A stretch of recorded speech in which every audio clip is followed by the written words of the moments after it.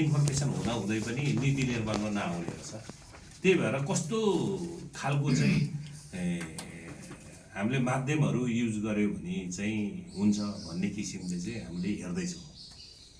त्यही भएर यो आजको बसाइमा चाहिँ मैले 5-6वटा क्वेसनहरू छ, म चाहिँ त्यो तपाईँहरू सामु राख्छु। यो खालि प्रश्न भन्दा नि छलफलको विषय मात्र हो। अनि त्यसलाई चाहिँ हामीले चाहिँ छलफल गरौँ, जो बोल्नु हुँदा नि हुन्छ, यो एकदम फ्रिली त्यो हिसाबले चाहिँ जाउँ भन्ने चाहिँ कुरा हो हैन। अब सुरुमै यसरी जाउँ न त। अब यहाँ चाहिँ मैले देखे अनुसार कतिपय हामी चाहिँ अध्ययन अनुसन्धानमा लाग्ने यो वन वातावरण, जैविक विविधता, जलवायु सम्बन्धी र अब यसको चाहिँ आदिवासी समुदायसँग चाहिँ सबभन्दा ठुलो लिङ्क भएको। किनभने त आदिवासी समुदाय भनेको त्यहीँबाट हुर्केको, त्यहीँबाट बढेका, यसमा चाहिँ आदिवासी समुदाय र प्रकृति भनेको यो कल्चर र नेचर भनेको छुट्याउनु नसक्ने विषय रहेछ हैन। हामीले कल्चर भने पनि नेचर भने पनि त्यो छुट्याउनु नसकिने विषय रहेछ। यो एउटै हो भनेर जानेहरू पनि रहेछन् हैन।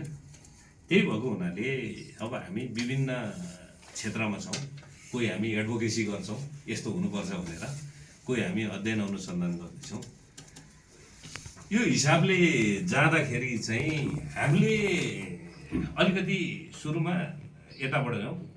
हामीले जुन यो खालको नीति नियम हुनुपर्छ भनिराखेका भन्छौँ हैन बेला बेलामा, यसको स्रोत चाहिँ हामी कहाँबाट ल्याउँछौँ? त्यो जानकारीको स्रोत चाहिँ त्यो जानकारीहरू चाहिँ सबैसँग पुगोस् भन्ने कुरा र अब यस्ता इन्फर्मेसनहरू चाहिँ प्रयोग गरिएन भने हामीलाई आर्थिक रूपमा के घाटा हुन्छ होला भन्ने पनि चाहिँ अहिले हामीले चाहिँ त्यो हेरिरहेका छौँ। जस्तै अब अहिले हेर्नुभयो, हामीले जलवायु परिवर्तन भन्छौँ, के भन्छौँ, सबै चिज आएको छ।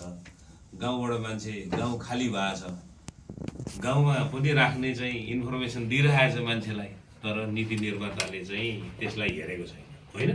जस्तै अब यो जनजाति समूह हाम्रो यो ग्रुप भएको हुनाले भनौँ न, अब कोदोको रक्सीलाई ब्रान्डिङ गर्नुपर्छ भन्ने होइन अहिले सबले भने चाहिँ अब नीति निर्माणमा आएन। यदि त्यो आएको भए त भोलि गाउँमा त मान्छेहरू के यस्तो हुनुपर्छ भन्ने कुरो चाहिँ बुझ्न सकेन। हजुर मैले भन्नु खोजेको अब अहिले